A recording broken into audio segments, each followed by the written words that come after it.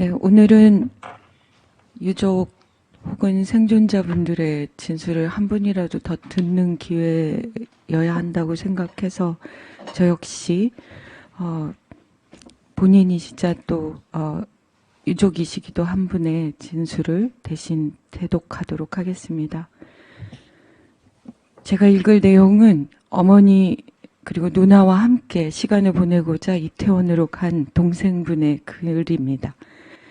그날의 참사로 누나를 떠나보낸 동생은 힘든 기억을 더듬어서 글을 써주셨습니다. 조목조목 짚어주신 정부의 부재, 사전 대비에 있어 안전요원을 적시적소에 배치하지 않았던 점, 현장 대응에서 도로와 인파 통제가 제대로 이루어지지 않아 더 많은 생명을 구하지 못한 점, 10월 29일 참사일로부터 오늘까지도 정부는 어디에 있나 질문을 지울 수가 없습니다. 읽습니다.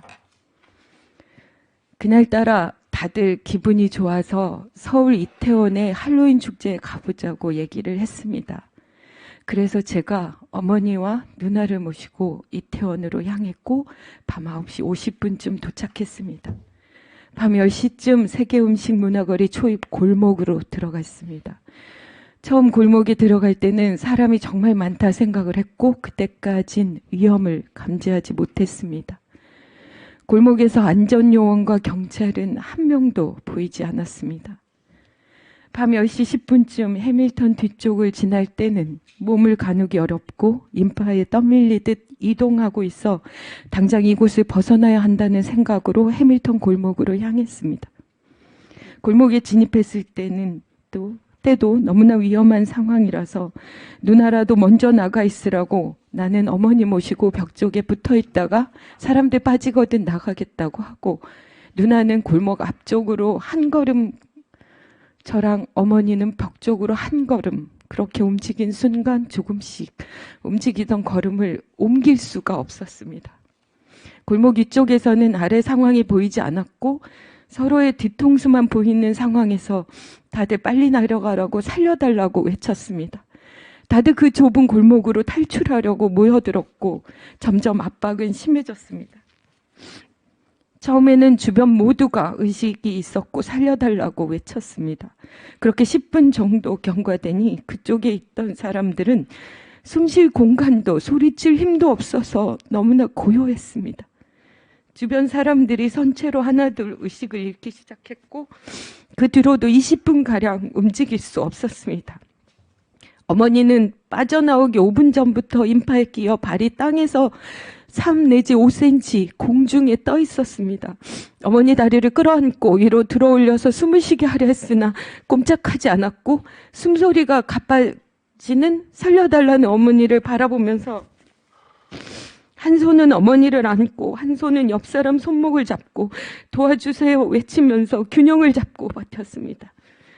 버티다 30초는 어머니가 숨을 못 쉬고 호흡 곤란이 오셨는데 그때 뒤쪽에서 경찰 한 분, 구급 요원 2분이 들 것을 들고 인파를 헤쳐 들어오는 소리가 들렸습니다.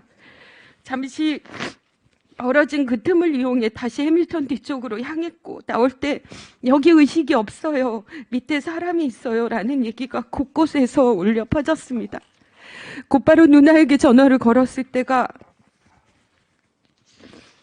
10시 41분이었습니다. 온몸에 힘이 빠지고 나가다 혹여 다시 갇힐까 두려워 20분, 30분간 골목에서 누나에게 전화를 하며 있었습니다.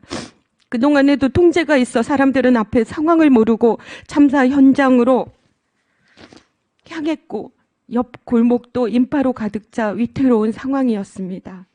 최대한 빨리 서울시와 정부에서 협력하여 도로 통제, 인파 통제하였다면 많은 사람을 살릴 수 있었다고 생각합니다. 큰 길로 나갔을 때 말 그대로 아비규환이었습니다. 아직도 도로에는 버스, 일반 차량, 구급 차량이 뒤섞여 도로가 마비되어 있어 응급 환자를 이송할 수 없었습니다. 의식을 잃은 사람들은 길거리에 누워서 CPR 이외 다른 조치를 받을 수도 없었습니다. 일부는 빨간색으로 M 표시가 몸에 있었고 경찰에게 무엇인지 물었을 때 CPR 필요 없음이라고 답했습니다. 그러나 제가 목격했을 때는 절반 이하만 그 표시가 있었고 나머지 분들은 제대로 된 지원 없이 방치되었습니다. 50명 넘게 확인을 했으나 누나를 찾지 못했습니다. 네.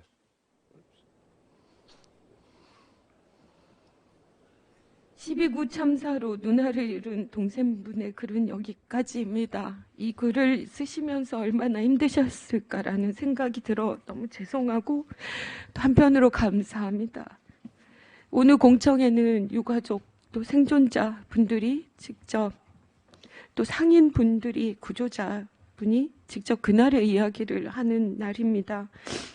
더 많은 분들이 관심을 갖고 들어주셨고 기억해 주셨으면 감사하겠습니다. 그리고 저는 이 말을 모든 국민들이 들으셔야 한다고 생각합니다. 생존자 두 분이 그러셨지 않습니까? 159명의 안타까운 희생자가 생겼을 때 본인들도 그렇게 할 것 같아서 병원으로 달려갔다고.